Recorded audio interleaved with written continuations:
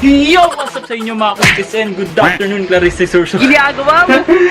So, nagbabalik na naman sa panagong video na naman. Mga kuitis, rate my intro kung ayos ba intro ko dito. Pamagas ako dito sa Cortina. Pero, by the way, yung video is mag-unbox tayo ng action camera. So matagal-tagal tayong hindi nakapag-upload. Siguro mga 1 week or 2 weeks tayong hindi nakapag-upload kasi nga yung editing phone ko isa sira na yung Huawei. Then yung Vivo ko hindi kaya yung system ng KineMaster kaya di ako makapag-edit sa Vivo na ng KineMaster. Kaya nangihiram lang ako ng cellphone ngayon pang edit. Pero pipiliti ko para maka-upload para sa inyo. So sa wakas is meron na tayo action camera and hindi to GoPro or kahit ano basta hindi siya GoPro. Action camera lang to na budget action camera na afford nyo. So itong action camera na to is pwede ko sa inyo masasuggest kung gusto nyo yung budget na action camera pero malinaw. So ito yung masasuggest kong camera and kaya binili ko to is para magamit ko sa pagbabike ko para hindi na cellphone yung ginagamit ko sa bike vlog ko. Pag naulan is nasi-film ko pa rin na isi-shoot ko pa rin kahit naulan. Pero magamit ko rin to sa outing kapag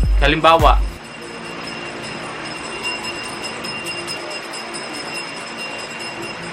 yon. So ayun, halimbawa kapag nagsiswimming kami, siguro pag nagsiswimming soon is magagamit ko to sa ilalim ng water, under the water and sa mga adventure. Hindi lang sa bike vlog, syempre sa iba't ibang adventure na pwede natin to magamit. So itong action camera na to is ito. Bato mo. Bato. Pakampalo. Yun. So itong camera na to is itong SJ Cam. Wait lang. Wala yung pangalan. Wala. So itong action camera to is itong SJ Cam SJ4000 Air. So this is a budget action camera and it's not a GoPro, it's an action cam and iba yung GoPro, mas lamang dito yung GoPro syempre. Gusto nyo rin naman yung budget action camera, ito marirecommend ko itong SJ Cam SJ4000 Air and marami pa tong klaseng SJ Cam na toys. Hanapin nyo na lang. Nabili ko to sa Lazada and best yung seller nito kasi marami siyang reviews and marami siyang ratings and kaya mapagkakatiwalaan mo yung seller nito. And tingnan nyo naman may karton sa magkabilang side and puro na ng bubble wrap. So, yung seller na yun silalagay ko dito, yan. Hindi kayo dyan nung umorder nitong SJ Cam na to and maasahan nyo tong seller na to. Mamaya papakita ko yung quality nito and yung example ng actual footage nito and kung interest kayo is nandito ilalagay ko sa description box yung link ng pinag-orderan ko nito, nandiyan lang sa description dyan. Check nyo and kung gusto nyo mo-order, check nyo lang yun sa description box. So, ano pang hinihintay nyo? Tara, unbox natin to.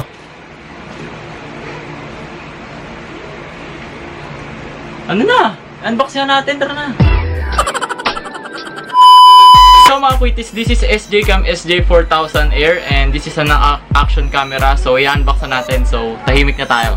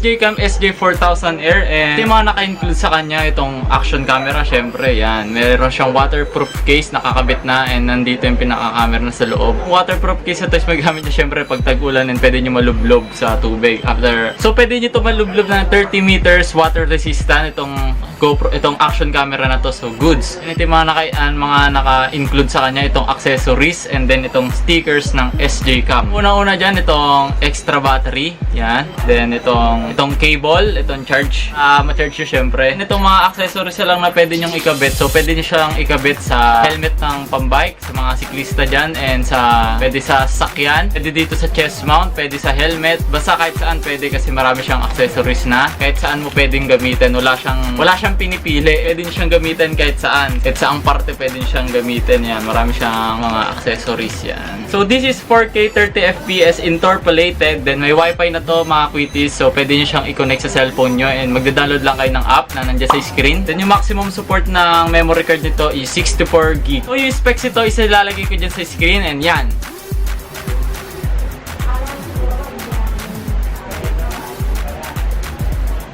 So mga Quitties, dun naman tayo sa mga buttons ito, and ituturo ko sa inyo kung ano yung ginagamit mga buttons ito. And yung unang-una yung nasa taas niya is itong light indicator. So siya yung mag-sign para ito mo kung umiilaw siya. It means naka-record na yun pag umiilaw siya, and yun yung light indicator. Then yung malaking button naman is itong shutter or okay button. Siya yung magpe-play and magpo-off ng video mo and magpe-picture. Okay, dito naman sa kanan is itong scroll up and wifi button. Ang baba naman is itong scroll down button. Nandito na rin yung speaker niya. By sa harap naman itong power mode button, ito yung mag-on mo. By itong lens. So doon naman tayo sa kaliwa. Isa dito is itong mic para pwede nyo siya gabitan ng mic. Itong isa naman is itong USB port. So yung pangatlo is yung slot for micro SD. Lalagyan ng mga micro SD card. So dito naman sa pinaka-screen niya, meron dalawa square dito sa gilid. Yung nasa taas itong search indicator. Ito iilaw kapag kinarge mo. Then yung isa naman is itong status indicator. Then ito yung screen syempre. Yan. So ipapakita ko na sa inyo yung actual footage itong action cam na to is yung pinaka video niya, and para makita nyo kung malinaw ba or hindi, and comment down below kung okay na ba to pang bike vlog natin. And alam kong okay na to kasi marami na ako napanood na review, and ito ipapakita ko na sa inyo yung actual footage.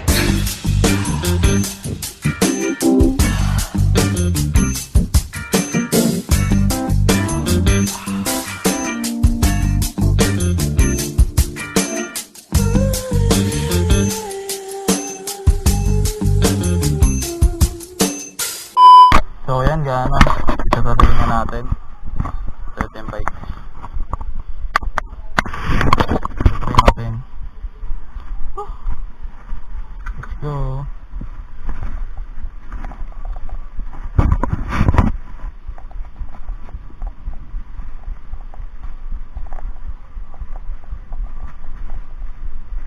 So malinaw ba?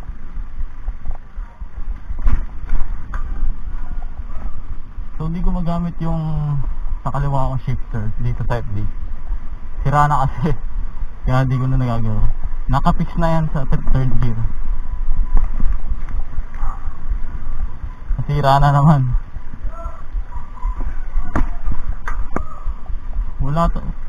Wala tong hyper smooth. Hindi naman ito tulad ng GoPro na may hyper smooth. So far, maganda ba?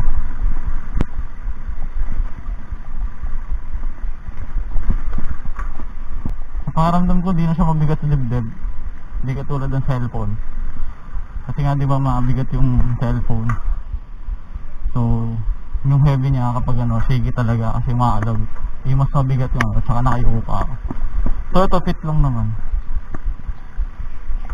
So far, maganda naman. Ayan. Lasang hyper smooth eh. Dito tayo, masikip. Ganda ba?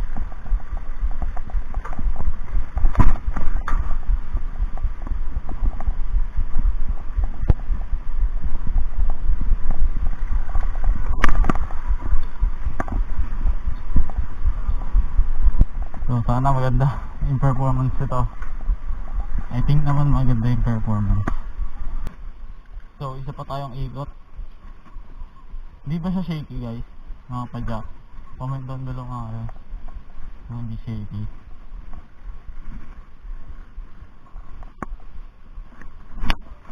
Nung chinek ko isa kong yung first clip ko, okay naman siya. Hindi naman siya masyado shaky. Kasi nga fit na sa katawan. Tatayo na lang ako pag shaky masyado. Para hindi niya masyado makakuha.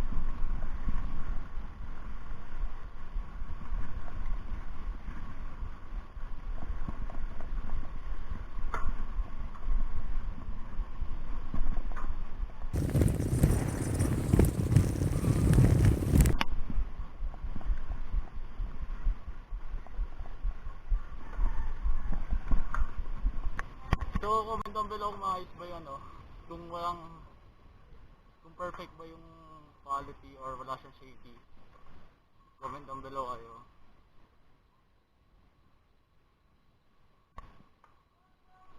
So, ito na yung review natin sa SJCam SJ4000 Air natin. So far, malinaw naman hindi siya malabo. So, good siya pang bike vlog or kahit saan. So yung hindi ko nagustuhan dito is walang takip tong mga ito yung saksakan ng charger tsaka ng USB din yung SD card. Wala siyang takip dito. So pag nabasa to ng walang case, papasukan ka agad to. May case siya na masira or wala siyang takip. So ganda siguro kung may takip siya para safe to safe talaga. Then yung isa pa is itong takip ng battery. Natatanggal siya, hindi siya nakakabit mismo dito sa unit. Pag hinila ko yan dito, hinila yan sabay. Tinanggal na. Hindi siya nakakabit mismo dito sa unit. Mas maganda rin siguro kung nakakabit to. Kasi kapag accidentally mo na napindot to tapos tanggal, wala na to, naiwan na to, baksak na to sa kung saan. Hindi wala nang takip ng battery. Pag nabasa, edi sira din kaagad. Kaya mas maganda kung nakakabit din siya dito, sabay kung may takip to. So yun lang hindi ko nagustuhan dito. Malinaw yung quality and lahat maganda, goods. So yun yung unboxing video natin ngayon and I hope na nagustuhan nyo tong unboxing natin, itong review natin. And kung interest kayo sa action cam na to is nandiyan lang sa description box yung link nitong action cam na to and best seller nito maasahan nyo. And yun, I hope na nagustuhan nyo tong video na to and bago ko tatapusin tong video na to is mag-shoutout muna ako. Isa lang naman yung shoutout ko, so shoutout kay UG Brillante, so shoutout sa'yo brother and so shoutout din kay Carlo Havellana at kay Sir Neil Laximana. And kung gusto nyo magpa-shoutout sa next video, just comment your full name in the comment section and may chance kayo ma-shoutout sa next video. So mga kuitis, pasensya na kung di ako nakapag-upload lagi, di katulad ng dati na nakapag-upload ako. Ngayon siguro once a week or di ko alam kung